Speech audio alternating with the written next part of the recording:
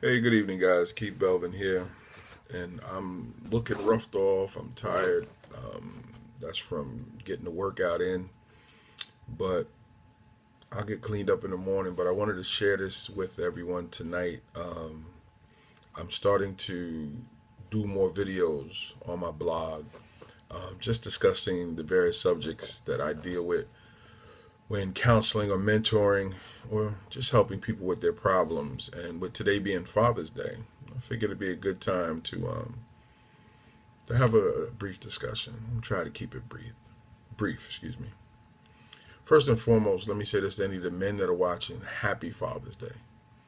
I'm not getting into the deadbeat dad or the what you do, what you don't do. That's not what the point of this is. I'm simply going to say Happy Father's Day. Now, where you take today, hopefully you'll take the words that I give tonight and you run with it. Okay, so with that said, let me get started. Um, the pain and pleasure of Father's Day. Well, let me give you a little bit about me. Many of you know, and I'll say the new me, and that's the me that changed his life, got himself together, turned his life over to the Lord, and I pretty much live to serve the Lord and help other people to get out of the type of life that I was in. But just because you change your life around doesn't mean that your past disappears. That doesn't happen. You have to find a way to manage your past and your present. So the new me has to deal with the things that the old me used to do and the outcomes. And so when you're out running the streets like I was, um, you have a lot to deal with. So again, let me give you a little bit about me. As you know, my name is Keith Belvin, KL Belvin on the internet, KL Belvin when I'm writing, but I am Keith Belvin, 49 years old. I have children, seven children with six different mothers, not baby mamas. We're going to try to keep this somewhat classy. Six different mothers. And this time of the year is very difficult for me because, again, as I stated, when you change your life, that doesn't mean everything else around you changes. I have a son, 33 now, a daughter, 27, or 29, 27, I'm sorry, son 25, son 21, a daughter 20. I have another son, 17, and many of you know KL, who's 3. Um, I'm not happy about how I lived my life, but I don't run from it. I don't mind who chooses to judge what I used to be. When your life is centered on sex, you're going to create children. Now, if anybody has read my book, From Gigolo to Jesus, I put all my dirt out there. I talked about what my life was, what it was when I was married before, and just what I was when I was out there whoring, and the number of abortions and miscarriages. So the number of children could have been astronomically high, but 7 is high enough. And so this time of the year is it's great and sad at the same time. I heard from my sons from my previous marriage. They posted messages on Facebook, and they called, and of course I'm here with KL, and my son from Maryland gave me a call. So basically, I have 1, 2, 3, 5 of my children live in New York. One lives in Maryland, and of course KL is here with me. My oldest son, I didn't know about him for 26 years. His mother didn't tell me anything about him for 26 years. And that's how I found out about him. My second, my daughter, I didn't know about her until after 4 months, and we've had an on and off again relationship, more tumultuous than anything else. So my 2 oldest, we don't speak. Their choice. The door is always open. I'm here. There's not too much I can do. As adults, they decided that they don't need me. And you know what? When you look at how things evolved with their mothers, I can understand it. But you can't hold negativity. You just have to accept it and be the way it's going to be. My next two, 25 and 21, those are the brothers. They were conceived from my marriage, and I have a fantastic relationship with them. We're good. And then I have a 20-year-old that sadly, her mother never wanted to come clean and tell the truth about me being the father. And I had to make a decision on whether I was going to input myself into her life, even though everyone around her wasn't ready to deal with it. That didn't happen. And so my understanding is, as she found out who I was, she didn't want to have anything to do with me. And I've tried to reach out to get in touch with her. The mother is not working with me, so all I can do is pray for her as well. And then my 17-year-old is in Maryland. And the mother and I, again, the relationship with her and I is not a good one, because I didn't want to play house with her at the time when my son was conceived, because I was cheating. I was married and cheating. And then, of course, you know of KL that me and Tiff conceived. So for me, Father's Day is good and bad. I mean, it's good because I get to hear from the kids who want to reach out. And then it's bad because I don't get to hear from the others, even though I think about them. But the one thing I've come to learn is I don't stress. I pray for my children. I pray for their mothers.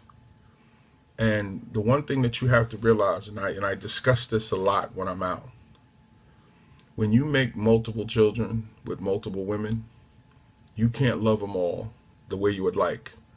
You'd like to believe that you can, but you can't. And then the relationship with their mothers comes into play too. Today I was like, anybody that's playing it's Happy Father's Day foolishness, she was getting deleted, because it doesn't help. It doesn't make the situation better. And that's one of the mistakes that a lot of men make. They don't attempt to work things out with the mothers of their children for the sake of the children. So they allow that animosity to grow, and all of a sudden it becomes a cancer, and you can't work. And not in every situation. So I'm not speaking, I'm not generalizing all fathers. I'm just saying in particular situations. So again, my hope for tonight is just to bring some light to some things, and just hope that somebody that watches this video will get an understanding of what happens on a day like today. Even the most cold-hearted father takes a second to think about his children on Father's Day. But a lot has to do with how he's wrapped himself in whatever situations he's in. Some fathers, once they've moved on from the mothers, they just don't even think about the children that was born from that relationship, so they disconnect.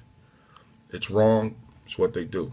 Some fathers, they make the call, and they get the call and they lie, and they'll say, okay, we're going to do this, we're going to do that, because they really don't know how to fix it, but they figure if they tell enough lies, maybe some of them will come true. And then you have some fathers that's, happy to enjoy their time with their kids today, but they don't have any type of relationship with the mother. So there's many different dynamics. But I would say this. I look at Father's Day like this, because I don't celebrate Father's Day. It's not a holiday to me. It's not.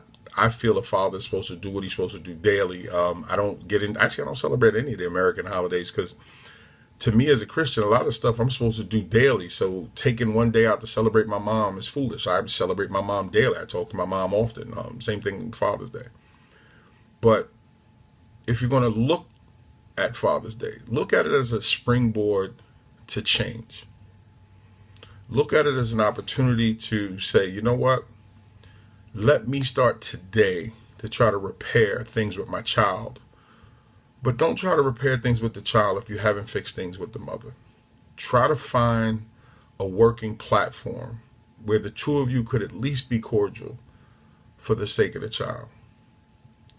If you have that opportunity. If you don't, then do what you can for the child, with the child. And if you need court intervention so you can have your time with the child, then do that.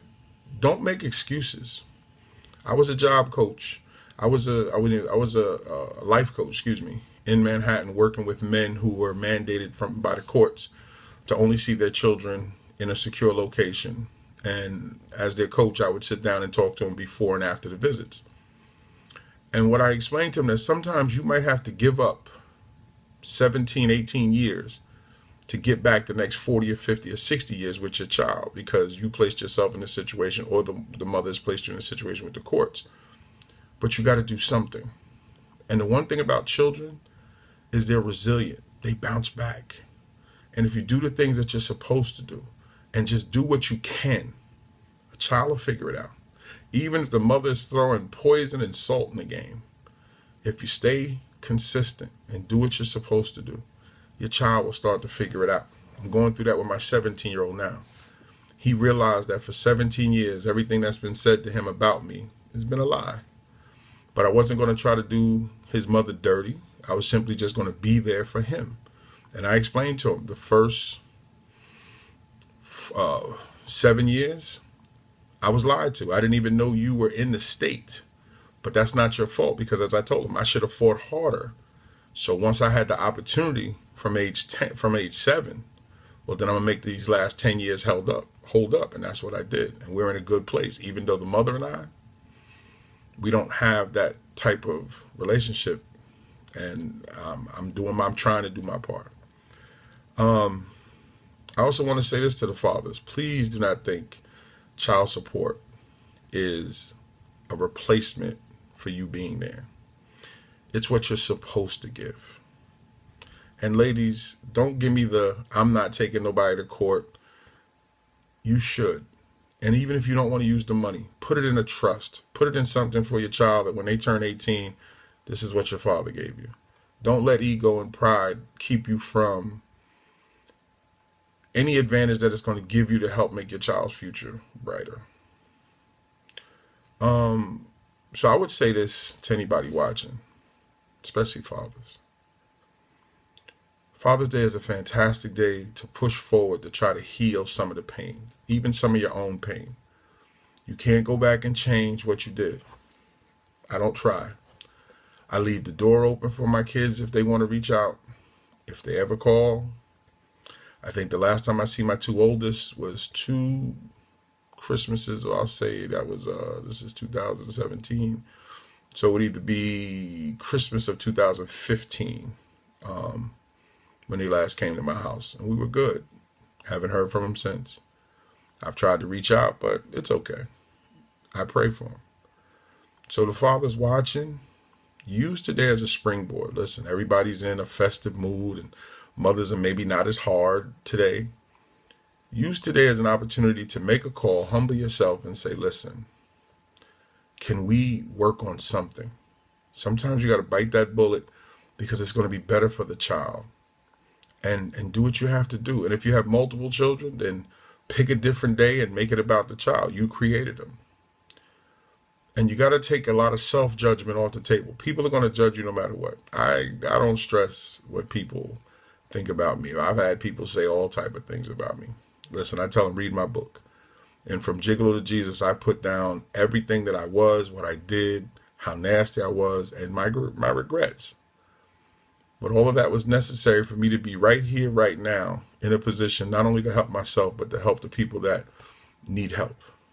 And I'm out here helping young brothers and older brothers to try to figure it out for these children. And I put 20 years in the New York City school system and trying to be a surrogate father to young men who did not have a father figure, because that was another way that I tried to give back, is that if I can't do it for mine, maybe I can do it for somebody else's. So I didn't go live tonight because normally I would go live with something like this, but I didn't go live tonight because I didn't want the interruptions. Not that I mind interaction. I enjoy the interaction, but I wanted to make sure I got my thoughts down. And so I really want to say this as I start to wrap this up. There's never a bad time to fix something that's wrong in your life. I reconnected with my father 10 years ago at 39 years old because I reached out to him.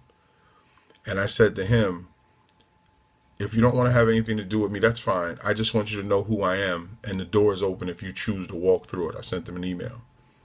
And he tells me all the time, I read that email 100 times, and then he reached out. And then we did a blood test. I had no problem with that because I knew he was out there doing his thing, and maybe I wasn't his son. Once the blood test came back and it was positive, 99.9, whatever, and I was his son, we've been good ever since. So it took me 39 years to find my father. But to show you how God works, I needed my father more at 39 than I did at 19. I wouldn't have heard him at 19. I needed him at 39. In these last 10 years, his advice to me as a grown man is invaluable for the moves that I've had to make as a father. And just to give you this before I jump off here, my father has 7 children. I have 7 children. My father has a son named Elijah. I have a son named Elijah. My father likes full-figured women. I like full-figured women. We both got married in the same month. So how did all this happen and we didn't know each other? Because his blood flows through me. So fathers, understand that whoever you are, that has been passed on to your children. So if you can fix you, you can fix them. Now, sons and daughters, I know you may be angry with your father. You may hate your father for whatever they did or did not do in your life. But I would say this. Take the opportunity to try to get in front of them, to listen to why they made the decisions that they made. And then if you still want to dislike them, by all means. Because I can tell you this, sitting in front of my father and listening to him explain the choices that he made when he was younger, when he had me, were the same choices that I made when I was his age and I was having babies. So how can I be mad at a man that was doing the same things that I did? But I didn't know that. And mothers, I know it's very difficult when he didn't turn out to be who he said he was going to be, or if he's cheated on you, or if he's went out and created other children besides your child and he's taking care of them and not taking care of yours, whatever the dynamic is, or he wronged you in whatever way. Understand this, anything can be fixed. Now, I'm a Christian, and so for me, my faith in God is the thing that I rely on to get me through. And I would call on anyone to consider God as the answer to all of the problems. But if God is not the answer, you still have to look inside yourself and find a way to fix what's going on with you and that father for the sake of the child. And if you've done that, then by all means, keep doing what you're doing, sister. Because some men may never get it. But make sure that you've exhausted every avenue possible, because that child needs a father. And don't take on the role. Don't start walking around saying, I'm mother and father. Don't confuse your child that way. Just be the strong mother that you are. Have your child see you as a strong mother as you are. And when he wants to know what's going on with his father, tell him the truth when you believe he's old enough to understand. Don't lie. Don't make things up.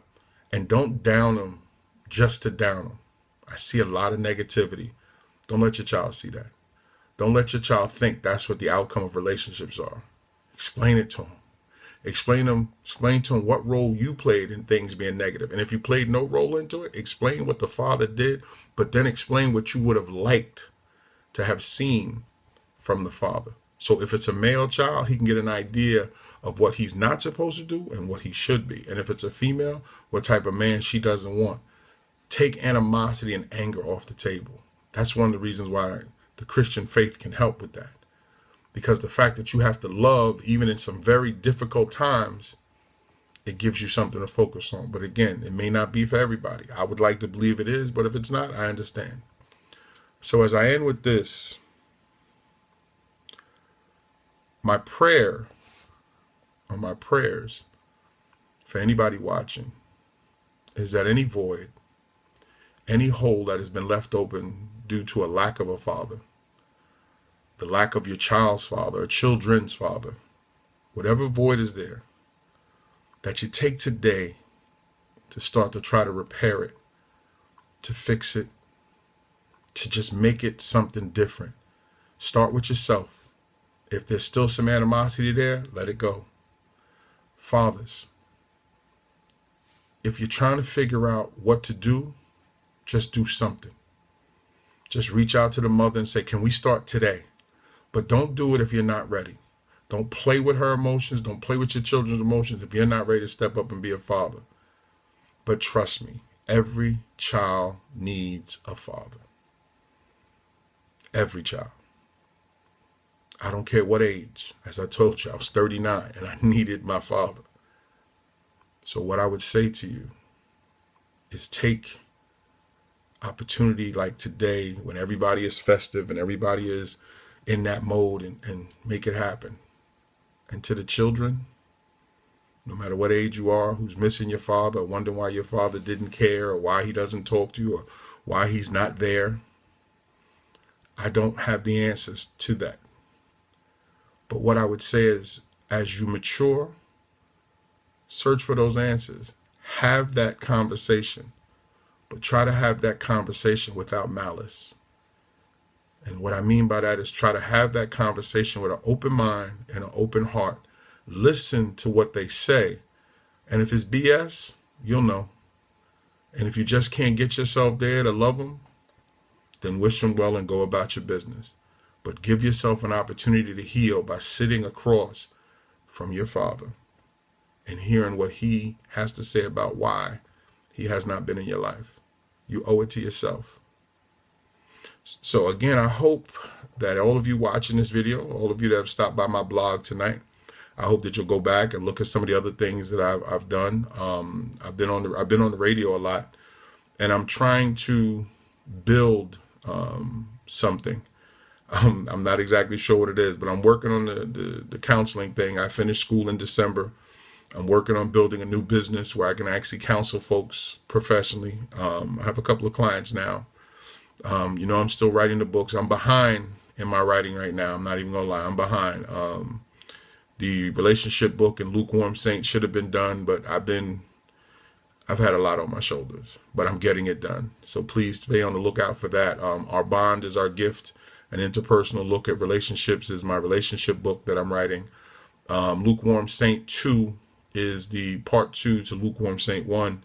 I'm also going to finish this year. I make a promise of that. Making marriage cool again. I'm going to get that together and make sure that that's in place also. And that's actually just a marital guide that Tiff and I have worked on, and we're going to finally put that into book form to help some people out. And I'm going to push Tiff to work on her book also. But we're doing a whole lot behind the scenes, educationally wise and business wise, and so there's a lot, and I need your support wherever I can get it. So if anything, just share this with as many folks, tell as many folks you can to come by the blog, because it helps out, as well as purchase whatever, books or whatever. And if you need me to come speak at your event or be part of your panel or to be on your radio show, let me know. I'm here. I'll figure it out. And so again, I want to thank everybody for taking the time out, that you stayed with me. I'll be doing more live streaming. I'm just going to try to be more accessible to everyone, and I'm here to try to help, and I'm going to try to serve in the mentor counsel form that I can, and do what I can and offer what I can. Tiff and I are still going to be as transparent as possible with our social media pages, and we're simply going to try to do as much as we can to try to serve the Lord and help as many people as possible. So again, I pray that this has been beneficial to someone watching. I pray that some father, mother, or child has been blessed by paying attention to this and has helped in some way, somehow. So again, I thank you. I am Keith Belvin, KL Belvin. My website is Belvin Publishing, www.belvinpublishing.com. And my email address is mainoffice@Belvin, that's BRAVIN, publishing.com. Send out an email if you need to get in touch with me. Our voicemail, our office voicemail number is on the website. Reach out. I look forward to hearing from you. Please leave a comment on the blog once you finish watching this. Thank you so much. Have a wonderful night. Happy Father's Day, and good luck with the rest of your life. God bless.